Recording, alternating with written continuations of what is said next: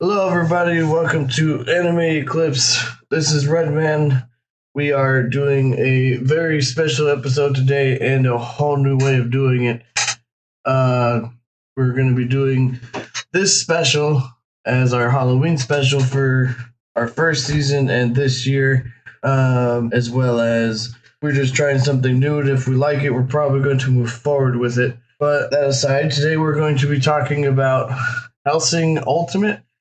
And I'm going to pass it over to my co-host Leo over here, and she will go over more about what we're talking about today. What's up, everyone? My name is Leah with the most info, and like Redman said, today we're going to be talking about Hellsing Ultimate. The Bird of Hermes is my name. In a world where ghouls, werewolves, and vampires roam the night, it is up to the Hellsing organization to keep them in check, with the help of their sworn vampire, Alucard. So, that is Alucard's, introduction, calling card? I was just like the quick little intro of the show, like what's about. Because he says that, he says that once, twice, or any time that he's making an appearance? Yeah, I just thought it was a cool way to start it. All right. So, for those of you who have not seen this, there are two versions of this show. There is just Hellsing that came out back in 2001, 2002, according to this, and then Hellsing Ultimate, which is the one we watched, that came out in 2006. So you can pretty much watch Ultimate without having to worry about watching the other one. This one also follows the manga book a lot closer, and you're not missing anything as far as what the other show has to offer, which I didn't watch, so I couldn't tell you. But according to this, you don't have to worry about watching it. I'm not gonna lie to you. When I first watched, and I was trying to decide which one to watch, Hellsing or Hellsing Ultimate. Someone basically told me that the first one was complete dog water, like quite similar to like Full Metal Alchemist. Yeah, I mean, a lot of people say Full Metal Original it's not bad, but it's bad enough that they went and redid it for Brotherhood, and then Brotherhood just follows the manga book a lot better, and people were happy with that. As for this one really follows the manga book very closely as far as Ultimate goes. And if you go look up, should I watch this or this? It literally says you can just watch Ultimate without having to even remotely worry about the other one. Like, the other one doesn't even exist. So. But I do recommend anybody who is a manga reader, I recommend that you read The Dawn, which is the prequel to the series of 6 chapters, and it sets up everything that's going to happen in the main series. So, out of all of these characters, out of all these crazy people, because they're all crazy, I don't care what you tell me, in their own weird ways. Aside from us picking our favorites later, I think we should just go ahead, talk about everybody important, and then we can let these people know which one's our favorite without obviously unveiling who's our favorite while we're talking about them. So without any obvious introductions of things, I think the first person we have to talk about is going to be Integra. Don't be shy. Go ahead and say her full name. Oh my god. The person with the longer middle names than whatever. This could just be an English thing, so it could just be different to me. But it's Sir Integra Fairbrook Windgates Hellsing, and I'm pretty sure that they use her full name quite a few times toward the end of the series. I don't know why they named her that, but it's effective. Like, it strikes fear in the hearts of your enemies. Well, I don't know if the book goes over anything, but since we don't know too much about her daddy, had a lot of money. I mean, she's just part of a really fancy name that's been around for some time, so I'm assuming just the whole middle name thing has just been a part of it. Or I'm pretty sure it could just be either her family's thing, or it could be just an English thing because the word sir is in front of it, but I think that's tied to her family. So kind of. So she got the sir title because she got her knighthood passed down to her from her dad. How accurate that is, it's really not, but for the sake of the story, that's what they went with. Well, yeah, guys, I'm pretty sure that's just how it works. She's the only one to pass it down to because there's no one else around. So it happened at a very young age. So a little backstory about this current head of the Hellsing household. She is, I believe, the great granddaughter of Abraham von Hellsing, which is one of the main characters in the real life Bram Stoker's, I believe it's epileptic or journal novel Dracula. And so the series is set off when Abraham Hellsing captures the vampire Alucard, does experimentations on him, and turns him into the Hellsing dog. We see Alucard first used under the under Integra's father, Arthur, when he invades the Nazis back in like the 1940s during World War II. And now he is the protector of Sir Integra in the current series. That's actually more information than I know. That's interesting that she's tied to actual history stuff, or it seems as that way. Like I was saying before, this thing has, whoever did this did a lot of vampire research on top of other research that if you were to actually just go look it up or use references or whatever, for some reason you can find the connections, you can see the connections, you can see where he tried to tie all this stuff together, which is super fascinating, especially for someone like me. And how he just pieced it all together. So, but otherwise, Integra just in general as a character, aside from that, I don't know anyone else's feelings on her, but she's hot, she's smart, and you can't touch her without being killed by this other man. So, does she just smoke the cigars all the time, or is it just whenever something's like gonna happen, or like it just feels like she's always pulling one out? But then again, wherever she's at is kind of important. So I feel like there's a connection to like some kind of symbolism thing of when she pulls one out and uses one and then whatever, rather than just, oh, it just happens whenever. I'm pretty sure I'll be honest with you, I don't think it's supposed to symbolize anything, but because I didn't even notice that. But everywhere she goes, you will see a cigar between her fingers. Yeah, like it's just ready to go. Yeah, I don't know. It just feels like, so she's always got one not only on hand, but she just pulls one out almost anytime we see her. Like she's either bored with the situation, or she's about to be entertained with the situation, or she rarely just never not uses one. Besides, like maybe the very end of the thing when she's waiting for him to return. I don't know. I feel like there's some connection to it. There might not be, but I could probably research that later. Like I said, I also feel like this whole show has just got nothing but a bunch of symbolism things written all over the place that just went over my head. Like I said, whoever did this has a bunch of research dug into it. So literally just off the top of my head, it could be that the cigar is a symbolism of her equal status in the ranks of men, because during this time period, which is 1999, we don't see many women in England smoking cigars. Well, that's true. I mean, she's the only one smoking one in the show.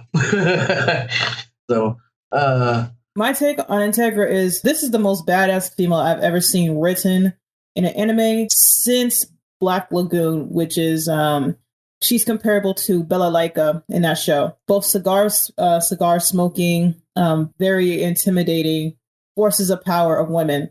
Sir Integra is a force to be reckoned with, because not that she has any physical strength to contribute to the combat, but she has that intelligence, that commanding presence and fearlessness that is just demanded of respect. It's to the point where she has the utmost respect from this demon Alucard, who literally bows his head down to no one except to her. Well, yeah. I mean, so this whole thing, I mean, it's super obvious. But like I've told you already that in our other conversations, they do this whole master pet thing very, very, very, very well in this thing, and it doesn't go offbeat. It's literally just played like the book. It's just straightforward. Like, he doesn't do anything without her saying so. He even asks permission. He does this whole get up thing about it. And whatever she says, he goes. Granted, other people follow her as well, but him very specifically will not do anything without consent. No matter how, how do you put it? No matter how he feels he wants to do it, unless she says so, he won't do it. I mean, there isn't really any times where he puts in like a different input or is shown to think of a different input, because she basically gives him exactly what he wants. He wants carnage. She gives him carnage. Yeah, but it feels like I can't say that he's not thinking other things. It's just it feels like he very much he just sits there and he goes off. And it feels like he wants so much more than I guess permission. Like he feels like, oh, I could do this right now, but you're just lucky I don't have permission. Otherwise, I'd already just be going off. But no, because he plays by his little rules, he has to wait for his permission. And then obviously, like I said, he plays it by the book. He begs for her to let him loose. So, and then if she doesn't say it right away, he starts going into more depth of, oh, well, let me do this, this, and this to them. He goes into more stuff. It's like if he didn't need permission, it'd just be over.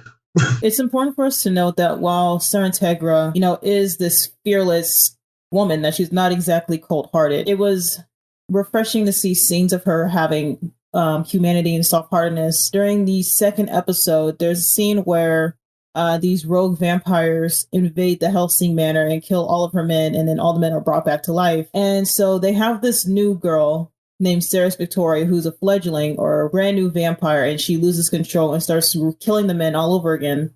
And we see Integra coming behind her, pleading and begging with her to stop killing her men, stop this madness. And we can almost see like a tear in her eyes. Now, you're saying Integra has tears in her eyes, or are you talking about Sierra Victoria?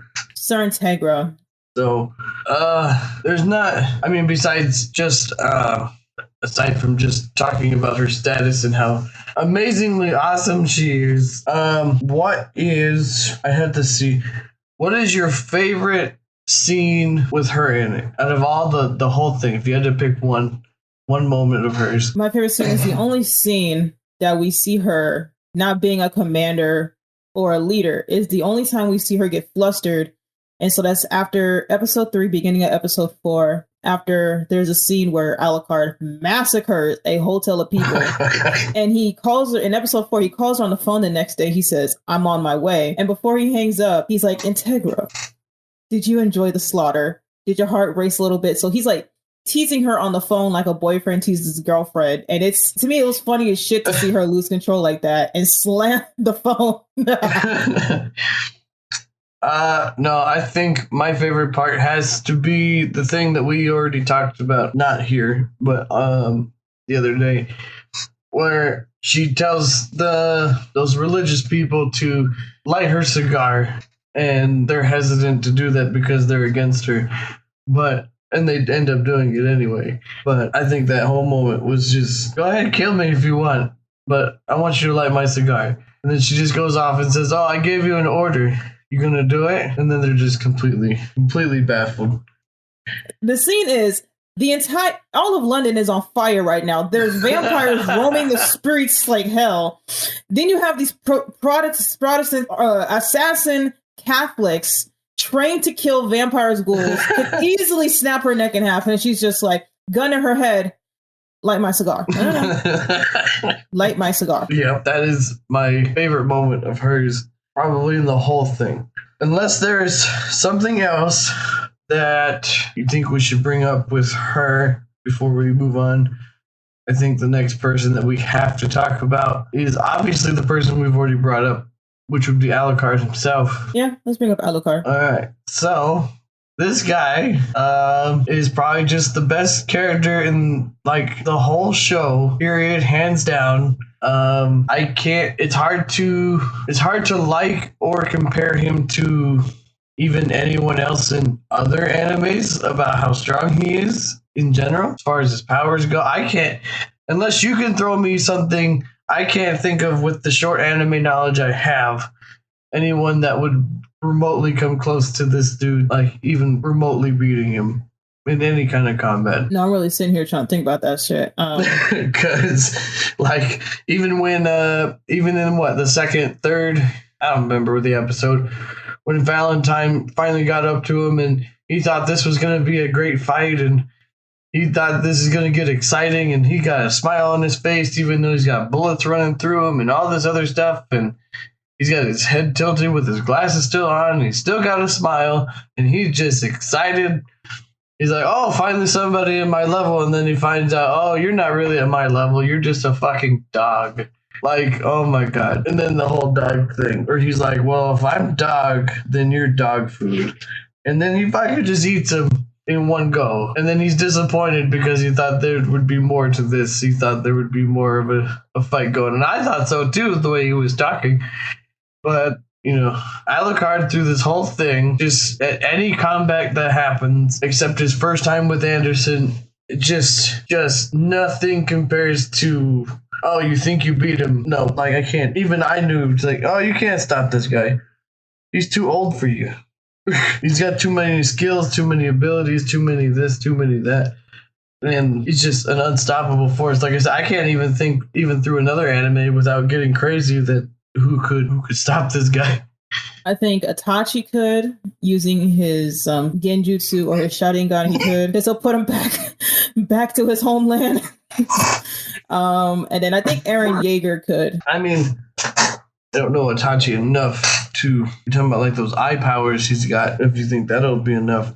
Otherwise, the only person I could think of, and even then I think he could beat him, would be original Broly from Dragon Ball Z. But I mean, that's just because he has completely untapped potential and power, and it's not even seen to its limits. And it takes the whole Z Force to even stop him, and even then, that was barely.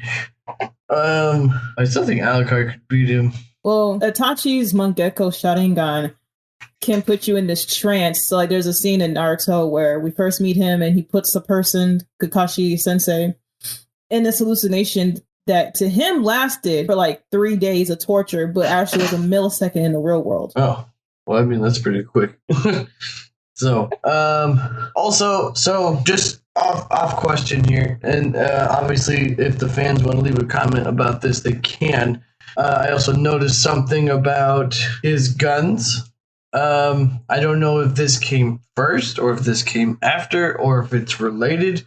Do you know about the Devil May Cry video games? I've heard of them. Okay, so do you know who Dante and Virgil and stuff is? No, I don't. Okay, so I could probably just show you a picture real quick, but his guns look like they're either from this, or because the whole black and silver gun is, I've seen it somewhere before where there's like the twin guns. And these guys in their game, they're meant to be, they're not vampire killers or anything, but they are the descendants of angels and demons breeding. So they're considered Nephilim or something of that matter. I don't know all the details, but I just thought it was interesting that Alucard has those, and he also has these. Granted, Alucard has stuff written on the side of his guns, but I just find it crazy how he doesn't even need the weapons. Like, they're literally just for show. Yeah, he just has them because he thinks they're cool. Probably. Well, they also have names. They're also attached to him in some way. That's the whole point, I think, the engravings on them. Because, especially during the final fight, Integra says that you're going to use this one to do this, and you're going to use that one to do this.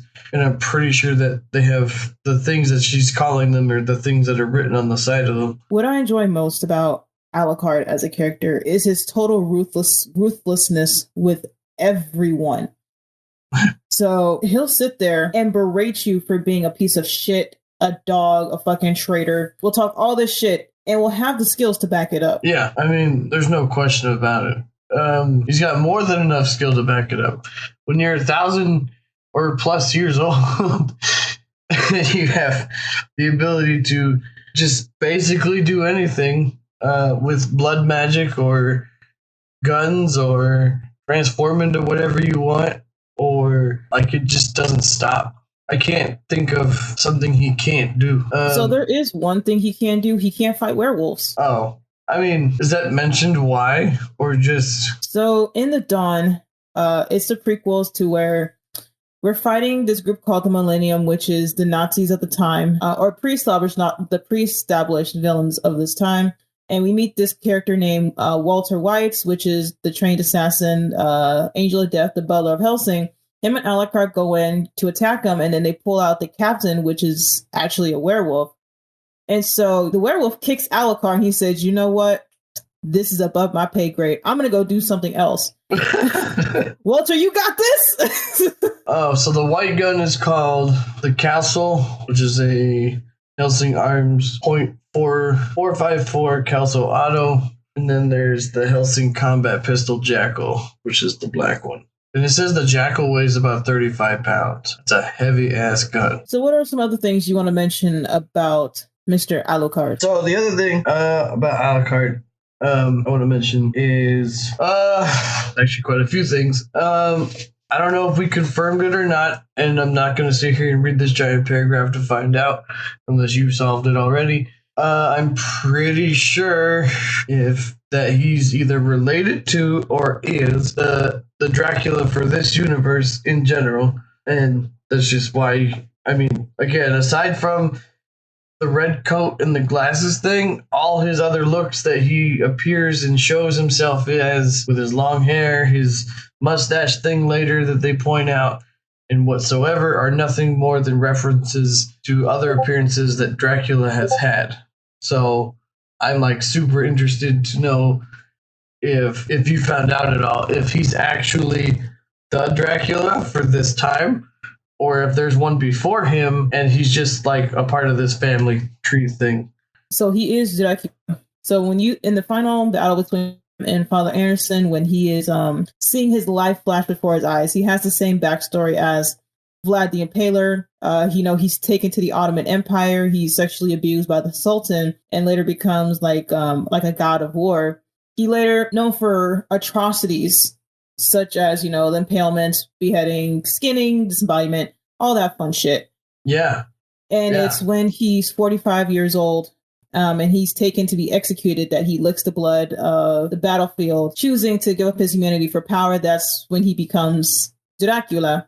And then years later, he's captured. We get into like Bram Stoker's storyline with Abraham Hellsing and his friends killing Alucard. But instead of actually killing him like in the book, he actually becomes the guard dog, which later becomes, the servant to Sir Integra. Okay. But yeah, especially because that was one of the big things that showed up for me that I noticed was I knew it was a huge nod to Vlad the Impaler, which is technically the original Dracula that inspired the whole book thing and all this other stuff. When they saw those people impaled and this and that and whatever, I'm like, oh, I know what this is. I know this reference. I know. It was really exciting. Because I'm like, oh, I don't know how many people are gonna know this. Like I said, I mean, if you know vampires and stuff like that, you're gonna notice quite a bit. But like I said, there's a bunch of stuff that goes over my head. But at the same time, I know that there's stuff there that I should know, but I don't know. But at the same time, like I said, there's just a bunch of stuff here. There's a bunch of stuff to unpack for just 10 episodes, even though they're like an hour long a piece. Like, I don't even think there's enough time in even what we're doing to go over every bit of this whole show. As much as we're going to cover, as much as we want to, there's a bunch of stuff here. Now, in your question, while he is the Dracula, but like you asked, he does have many forms. So the Count Dracula is his final form, his most powerful form, but he has forms such as the little girl that we see at episode 9 or 10. There really is no point to that other than to mock his enemies, but he has a little girl form. And then when we first meet him in episode 1, he has a form called Nosferatu, which is a reference to the Nosferatu film that came after Bram Stoker's Dracula in 1922, which means no life, which is the no life king form. And then we have regular Alucard, where he's wearing the same attire Von Helsing wore when he captured Alucard. Quite similar, actually. And that's when he has the two pistols. I see. I'm looking. So I have his powers pulled up, and I don't know if you want me to just go through like the list without description, or unless like you want to know certain things. This guy has way too many powers, and it goes over his forms too. Like, it doesn't even stop as it goes. Oh wow, there's a bunch here. Like, there's just a lot. Like, I don't know what this OVA stuff is. I'm sure it's all manga book related stuff, but yeah, there's just a bunch of stuff here. He's got a lot of powers aside from his weapons he has, aside from that he just uses for fun. So and all these forms he could take. They go over that here too. That's just a lot of stuff. Aside from the fact that he's just the main character and all this other stuff. The only thing I'm not sure that I don't even see here is the sigil that shows up everywhere in the show or on his glove. Is that like just his calling thing, or is that somehow important to his powers, or the sigil, the big I can't remember its name now. Just the big sigil he's got written on his glove that you see at like the beginning of the show. Pentagram? Yeah. I'm not 100% on this either, but from what I've seen in the show, it's kind of like his collar, because whenever he says taking off restrictions 1, 2, 3, it glows. So what I'm thinking is back when Abraham first captured him, he did all these experimentations on him and finally came to a conclusion. So the gloves are acting now as his collar. Oh, okay. Nah, because it took me a while to figure out. Like, we see Alucard bodying everybody in this series, and so to hear that he got defeated by a human, I'm like, hey man, real quick, how'd they catch you? So to go along with that, in Bram Stoker's Dracula, they killed Dracula when he was in his coffin on a ship. They opened the coffin and they staked him through the heart. And I never read the manga, but I think it's highly, highly speculated that that's exactly how he got captured. While he was sleeping. I mean, what better time? No, it's the only time you're going to get him. So, sticking to the Hellsing side of things, and moving on to the next person. Oh, before we get to the next person, same thing that we did with Integra. So, what is your favorite scene with Alucard in the whole show? Episode 3, when he lost his shit. So, in episode 3, Hellsing is tasked to go investigate something in Brazil with their new mercenaries with the wild geese. They become important later in the series. But Millennium intercepts and has this assassin and an entire SWAT team of Brazil come in and try to kill him. And so Alucard calls Integra and says, I am your weapon. I am your tool. I can slide back the trick. What's it called? I have no idea. What's the thing that people cock back on a gun? You mean the top? I can't remember what it's got. I'm not a gun person. I know what you're talking about. Is they do the top part thing and it cocks back and then it's ready to go. But well, basically he says, I'm your weapon. I can cock back the slide. I can put in the ammunition. I can take the aim, but it's you who has to pull the trigger. And then she says her catchphrase, search and destroy. And so when he hears that, he says, hell yes! And he said, fuck these guns, bitch. Drops the guns and proceeds to eat these motherfuckers alive with his bare hands. And it's a truly horrifying sight because up to this point, we get that he's strong, but we didn't know it was like this. We didn't know he was an actual monster until this point. And my favorite moment of that entire episode is when he's on top of the hotel and he's fighting this guy who's supposed to be like Johnny Big and Bad. Alucard's like, damn, you about to die. So kicks his ass with no hesitation. And then he tells him to squeal like a pig, which is a callback to the earlier episode when this leader of the Iscariots comes in and calls his master a sow, which means pig. So it's really the brutality and the unapologeticness of the whole thing. Like, no, this is what the fuck I am. That really draws me towards Alucard. It is extremely hard to just pick one moment with this man. I already mentioned the scene, but it's still like just one of my favorites for him, besides any other time with Anderson, who we'll get to later. So, but it's just the whole idea where I can't remember if it's episode 3. It's somewhere between 2 and 4. But like I already mentioned, Valentine comes in there and says that they built me to fight him and all this stuff. And he's just sitting there when Valentine gets in there and he thinks he's going to, like I said, he thinks he's going to be a challenge. He starts shooting at him. Valentine's dodging all the bullets. Alucard's getting more excited. And just the whole thing.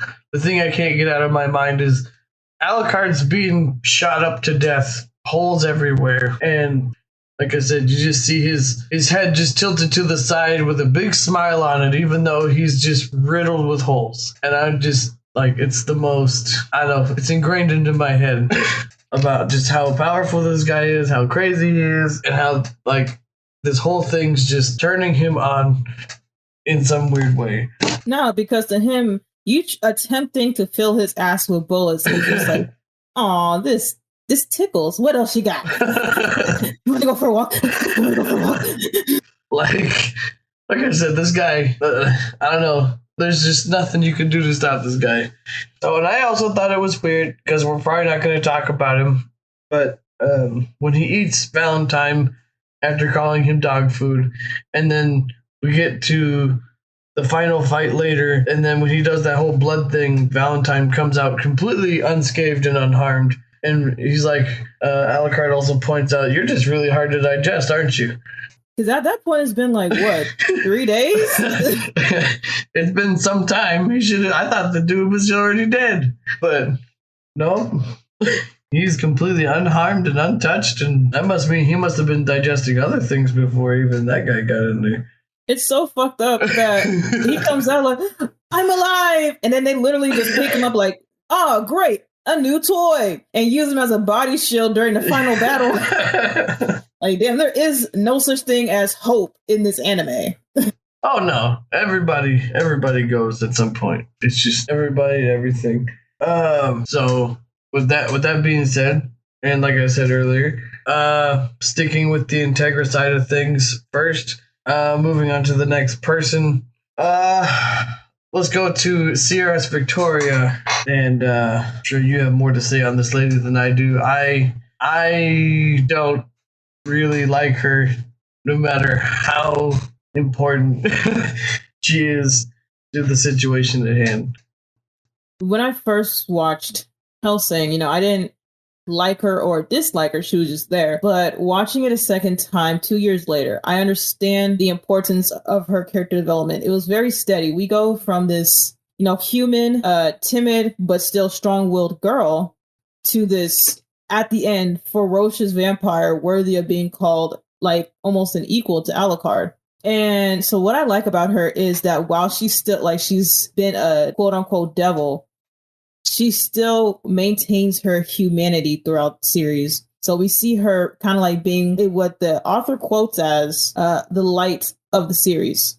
And that's coming from the author himself. She's a humanity that Alucard and Integra just seem to lack in some areas, while also maintaining the comic relief for the audience. I mean, she provides a lot of things. I understand her importance as far as she's supposed to be the next person after him, even though I don't feel like he'll just ever die. I also feel like she did have her comic relief here and there. She's also supposed to be just there for Integra in case something does happen to him, because things do happen to him later. But I also feel like, I don't know, there's just a lot of things about her I didn't like, as far as it could be the fact that she's just that too new kind of a person. And then she's just, I don't know, she feels like she gets in the way all the time to me. I don't really like, I'm not a big fan of her big guns. But besides her combat with Zoran later, I didn't want really much of anything to do with her. Again, there's not too much I can say on the matter. If she wasn't important because of what happens to Alucard later in the last few episodes, and she finally starts doing her vampire stuff, I just feel like I know she's new, but I just feel like she's too weak, she's too this, she's too that. And she just kind of fills a gap that needed to be filled rather than an actual, oh, I'm a person. But that's how I feel about it. I think the show could have done without her, but I don't think the show could have done without her, because she acts like she gives a small sense of humanity back to Alucard himself, which is really interesting to see, because he's only ever really soft-spoken with Ceres and Walter and Integra herself. Well, like I said, aside from the I said she fills a bunch of basically where the holes would be for the show, such as if what happened to Alucard later on, there'd be nobody to protect Integra later on. Nobody would have stopped the other lady. I don't know. I feel like they could have just done other things. I feel like they could have made Captain defeat the other lady. I feel like Integra could have handled herself. I'm pretty sure they could have just, I don't know. I don't think Cirrus is that important for the show itself, other than to serve the purpose to fill gaps and holes where they needed to. And considering how strong Alucard is, unless he actually needs a descendant because he knows his time will be up, besides that whole gimmick, I don't really see a need for her, especially since Integra herself says that the organization, when she's gone, will pretty much be no more. They're pretty much going to leave Cirrus and Alucard both with no job. I mean, she clearly states that there won't be much of that anymore. I personally want to know why you don't like her guns. I've never been a big fan of big guns. Sniper rifles are cool. I thought it was interesting that she's the one that gets to use one of them. But at the same time, I'm just not a big fan of those kinds of things, unless it's on a big fighting robot. I'm a pistol kind of person, so the fact that Alucard even brings those into play. Just not a huge fan of those. Doesn't matter who you are. Just are not my thing. Listen, there's a bunch of stuff about this character I'm just not a huge fan of. So the fact that they just stuck it all onto her, any other character in the show, besides her. And then I don't know about you on the first watch through of this, but the Major's right hand, I don't know if it was done on purpose. She looks very close to Sierra's, Schorschendinger, or whatever her name is, the cat-looking lady that looks very similar to Sierra's. There were a couple times where I'm like, is she on their side? Oh, wait, that's not her. I had to, double check. I think that was like a joke at the episode where we meet the Paradox Cat at the Queen's meeting. And the way they stared at each other, I think that was like the author's little joke. Because it threw me off a few times. It's like, oh, wait, that's not her. So, me personally, I respect her. I respect her strong willingness. She doesn't necessarily disobey, but she does question things. And I like her loyalty, because she doesn't have to work so closely together with the wild geese. But she chose to stand by them as they fought ferociously against the Zeppelin villain. Yeah, you're talking about with Captain and all them. As I said before, I mean, I could say the same thing. I understand her importance. I understand her need for this or that and other things. And she's technically supposed to be the better half of Alucard, where, as you've already pointed out, there's humanity, there's this, she questions things, she does things. I don't know. To me, it's just, she's just filling her role that these other characters don't have. Or do. She's just there to fill holes that are missing in either other characters, or she's just has the purpose of she's just a purpose character rather than, I feel like, her own person. So about you? Do you have a favorite moment of her?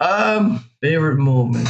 I think my only favorite moment is when she finally, after she loses her arm, and she finally goes crazy and starts beating, when she starts beating Zoran, and then tearing down her little mind tricks and all that other stuff. I think besides that, don't really have one. Oh, and when she was shooting down the airship just from the top of the Hellsing building, and they were confused at first. But other than those, two moments, I don't really have one with her. I think my favorite moment is probably in episode 8 when Alucard returns and she's a full-fledged vampire at this point. She could literally take on almost anyone except for, Anderson, the captain, all the major villains. But she still chooses to hide behind Sir Integra and be like, oh, hi, master. Welcome home. I mean, you don't mess with that lady.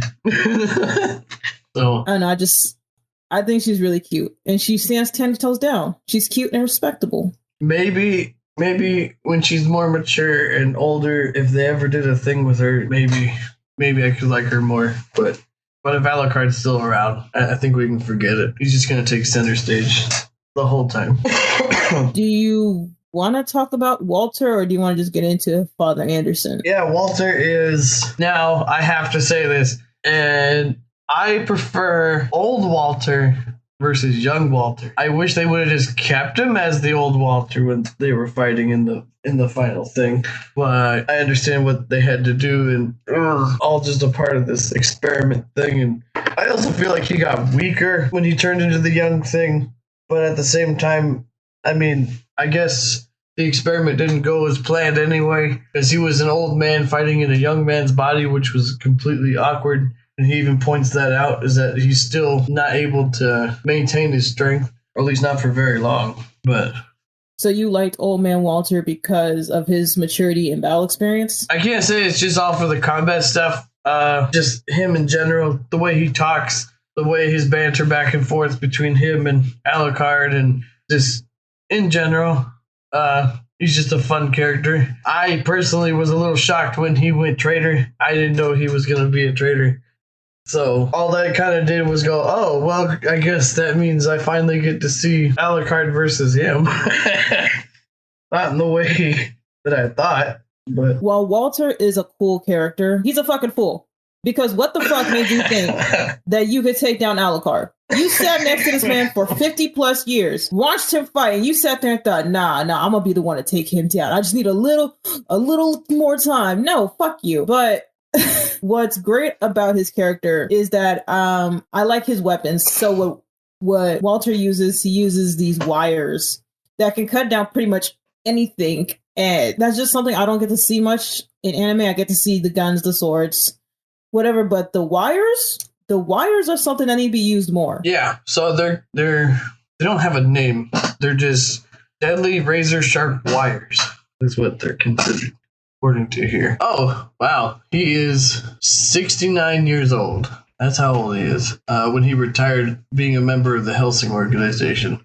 And that other thing you bring up, the Dawn, he was 14 then. But yeah, he also has a bunch of aliases. Yeah, the Angel of Death, which is the doctor from Nazi Germany from the Holocaust period. Wow, that really should have been a big ass fucking hint, actually. His aliases include Angel of Death, Butler, the Joker, the Grim Reaper, the Black Butler, Walter, Alfred, or the Wild Card. Those are all of his aliases. No, I'm just really mad at myself right now. Like, his name is really the Angel of Death.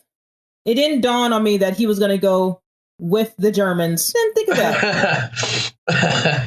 I said it was a shock to me when I realized that he was going to do that. So, like I said, I was not expecting him to be a traitor. I totally thought he was going to fight that other dude when he told Integra to run and keep going, get out of the car, just keep driving, and that's all you see of him. And then you come back later and he's just full-fledged with the traitor, young version of himself now. Was not expecting that at all. What I like about Walter is that he's almost as fucked up as Alucard. So, like, in episode 2, when he was interrogating the Millennials, Valentine brothers, yep. Yo, he was not fucking with that man. Like, he was he was talking down to him, had him tied up. Like, oh shit. No, so, I mean, bringing that up, that's probably my favorite scene with Walter, is just that whole thing with that guy. Like, in general, interrogating that dude. And that dude just not caring. Yeah, go ahead, kill me. I have information. But, you know, I don't care. I'm going to die anyway. And they just still keep messing with him. And I forget, it's Integra that gets the information out of him. And then all he says is their name, which is the Millennial people. And then that's when they have to go do that research, figure out who they are. But I mean, that's probably my favorite whole thing, is that whole fight inside the Hellsing compound with him and Sierras just going around killing all those Nazi vampires. I mean, in a similar fashion, that episode was my favorite because no one expected him to be able to fight. Nope. And then to find out later in the Dawn that no, he's been trained for years. Highly trained. You want to move on to Father Anderson? Mr. Anderson. Mr. Religious Anderson.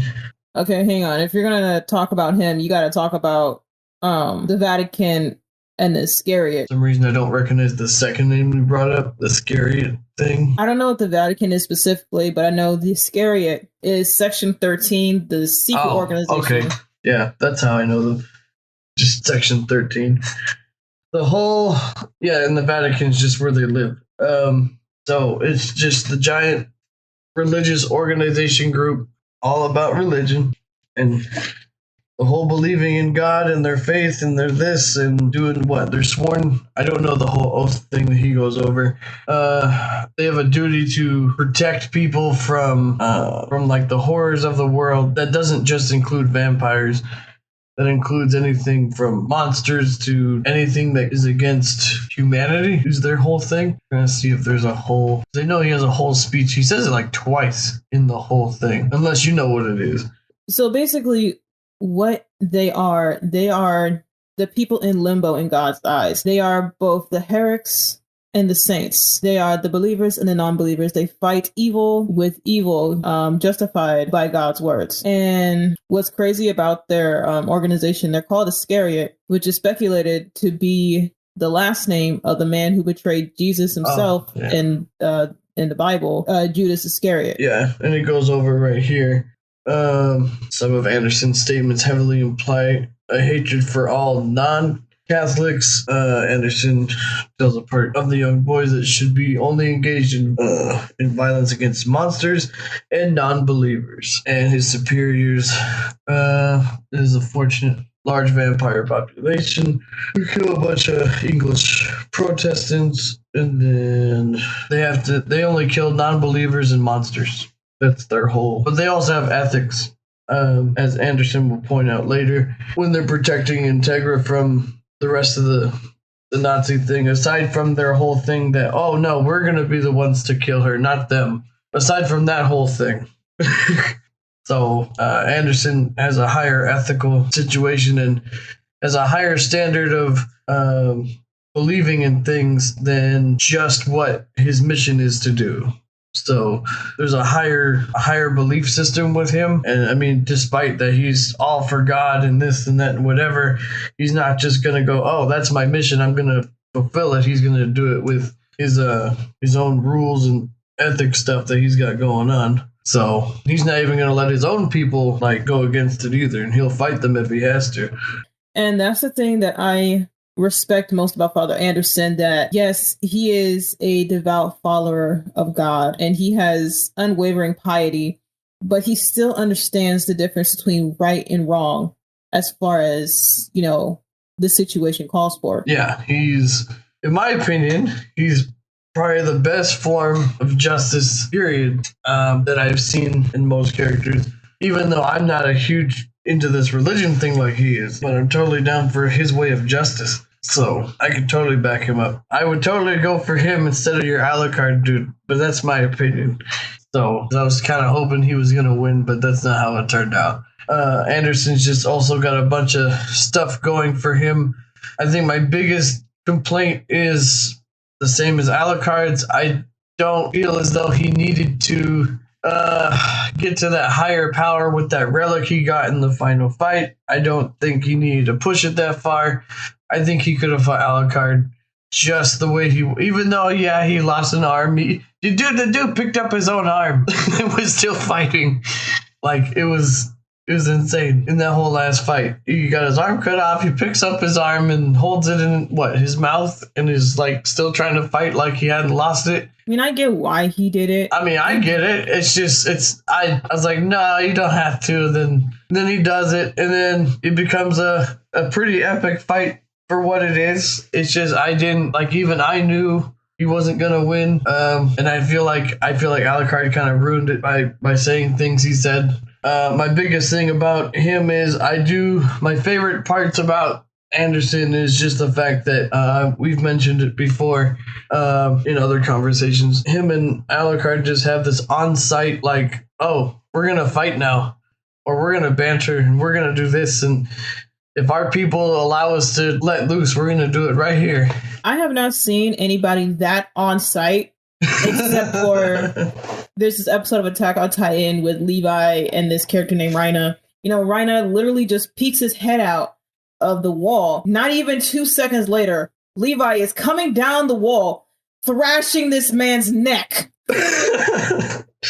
But it's the same thing with them. Like, there's an entire scene where he's like, oh, you, and they start trading blows back and forth. I mean, I think my favorite scene has to be where, especially with this, is just the fact that when Integra and those other guys have to meet up and they talk, and obviously Alucard's with him or her, and Anderson's with them, and they want to go at each other. They start saying stuff at each other, and then they decide not to because those group of people walk by. And then after, Sierra gets them across, and they're just like, well, I guess we'll do this another time. This isn't the place for that. So, I mean, I think this is like the only instance where we see Alucard like openly disobey Integra. Oh no. I'm pretty sure that, like, if he would have gone any further, he would have started begging for to just let go. I mean, she probably would have said no anyway, but given the situation. Granted, I don't have a lot of experience in anime for characters like these, besides very few. Like Yugi and Kaiba are like this almost on any moment's notice. Batman and Joker are like this. But I also like these dynamics where it's just one of those on-site kind of things. Oh, I see you, and then, oh, we have to do something about it, or there has to be a thing going on. I like those kinds of things. So, I mean, if we're gonna run into more animes like this, it's gonna be one of those interesting things for me for sure. But what I like about Father Anderson and Alucard is that they are the physical embodiments of good and bad. Like, that's completely obvious, but it makes me realize the concept that one cannot exist without the other. As long as Alucard's alive, there is always going to be someone 500 or 100 years from now that is going to stand against them in the name of good. Yeah, I mean, but like I said, that's the whole dynamic of this situation. As I pointed out already, Batman and Joker are kind of a similar thing. One's good and one's bad, and it's just, there's always going to be that thing. But there's always like that somebody, I don't know, I think with these two, I think what makes it unique and fun is the fact that these are both very likable characters. Like, you don't have to be on one side or the other. You just like these characters for who they are and what they do, and I think they did a really good job in general. Like, you don't like one over the other, and then you know this thing's gonna happen. So, and the fights between them, doesn't matter which one. They're all entertaining. I think my favorite scene that involved Anderson was, so there's this leader of the Iscariot called Enrico Maxwell, who he becomes drunk with power. Like, he loses his shit and starts killing the innocents along with the Germans. And Father Anderson's like, yeah, man, that's not gonna slide. So there's a scene where he was originally up in the air orchestrating the war, much like the Major. But then his little plane falls to the ground, but he's protected by this glass, and he's laughing at the sea of ghouls that Alucard had unleashed prior to this. And he's like laughing, and then Anderson straight up just throws one of his swords and lets him die. Yep. And I'm like, that was the pettiest shit in the whole fucking show. Yeah, he's like, oh, look, I'm protected in this box. Haha, you can't get me. And then Anderson's blade just comes in and breaks the glass. So it's funny, like, you can see the what the fuck in his eyes. Like, bro, what the fuck? It's also a testament that I found out, that I noticed, especially toward the end of the whole show in general, because they use that glass more than once, especially with the Major. The glass may be bulletproof, but it is not swordproof. So, I think the only other character that we should probably talk about that's, like, majorly important would be, obviously, the Major himself. The Major. Which I also had to point out that this character... Now, I don't know... I don't know if it was the dude's intention or not, but, like, for the longest time, anytime I saw him, I never referred to him as the Major. I just like, oh, look, it's Hitler again. Is this like his kid or what? But, like, it's just, I never called him the Major. He just didn't have a mustache. I mean, So, what is your opinion of the little man? This guy, I thought, aside from his very long dialogue that he likes to have, about speeches and stuff and so on, or as it puts, I mean, his thing here is, what is it? I guess he has a big line here that says, "My friends, it has often been said that I like war.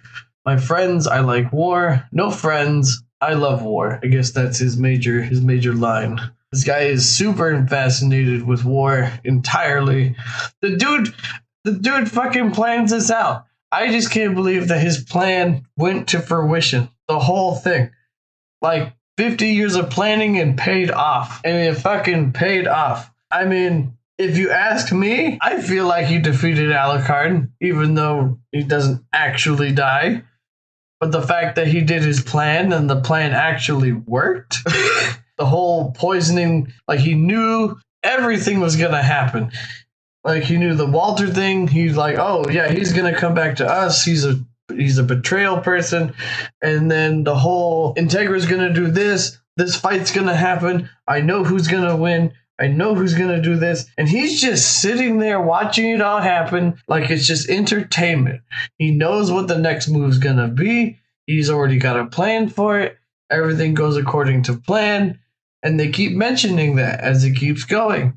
Even with the whole Alucard doing his blood stuff and whatever, he even planned it out to where he's going to have that lady cut her own head off, do the thing and whatever, and it poisons his thing, and it causes all that stuff. He pretty much beat Alucard. There's no question about it. He beat him. He knew how. He just, because like it put a stop to him where he can't even listen to orders anymore. Like, I was impressed. I was like, out of all these people who try to stop this crazy madman, and he even predicts that, oh yeah, I'm gonna, you can kill me. Integra gets to him and all this other stuff. He's already okay to die. He fulfilled his mission. He already did what he wanted to do. Like, it didn't matter anymore. I was more impressed than anything. Like, I don't like him too much as a character, but I was still highly impressed that he actually gets away with all of this stuff. And then when it's time for him to die, oh, he's completely ready for it. Because he already successfully did his mission. He beat Alucard technically. And on top of all that, the other surprise he had was that he's a mechanical dude. I wasn't expecting that. I just thought he was just a regular guy. But it also makes sense that it shows how he looks so young for as old as he is. It's all the mechanical stuff. So, I mean, again, not my favorite guy, but I cannot underestimate anything this man has done, as well as just how he pulled it off. Again, I'm highly impressed. Not many villains can impress me with successfully pulling all this stuff off and getting away with it. You hit the nail on the head about everything with the Major. Me personally, he was the perfect villain for the series itself. The only thing is, I personally view him as a hypocrite because he's saying that he's better than Alucard because he chose not to be a monster. But no, you're a whole ass cyborg. You are a man-made monster, not a divine monster, but you're still a monster all in itself. Yeah, I mean, I can't say that he's like the perfect bad guy for this, but I mean, they didn't really have a lot of other people because Maxwell sucks. So, but like, just this guy was, I mean, from just being weird, because I found him strange. Like, aside from planning all this stuff out, like even when you see his assistant watching him, on top of the blimp thing, doing his little orchestrated thing and hearing the music in his head and doing all this stuff. I mean, I thought he was going to die, but no, he planned that out too. Like, oh, that's not going to happen. I'm like, what the fuck? Like, the man almost got gunned down by a helicopter and he's like, nope, I know that's not going to happen. And even then, I'm pretty sure he wasn't going to care if it happened. But so the Major's backstory is that he was actually in command back in World War II with Adolf Hitler, but he was tasked with creating a artificial vampire army from Mina, which is also a character from Bram Stoker's Dracula. She's one of the protagonists. So similar to her story, she's the only person in the universe to ever have drank from Dracula's blood. And so because of that, she has traces of his essence in her. And so Millennium, aka the new generation of Germans, take her corpse and use it for experimentations to create this army of vampires / ghouls. And so once that is set into effect, then we have the Dawn, which is where Alucard and Walter come in and try to stop him. At some point during that interaction, that's when Walter decides to betray Hellsing for 50 years in hopes of defeating Alucard. And that then brings us to the current events of Hellsing. Yeah, I mean, I thought his backstory was interesting. Like I said, it's a whole 50-year revenge plan story that succeeds.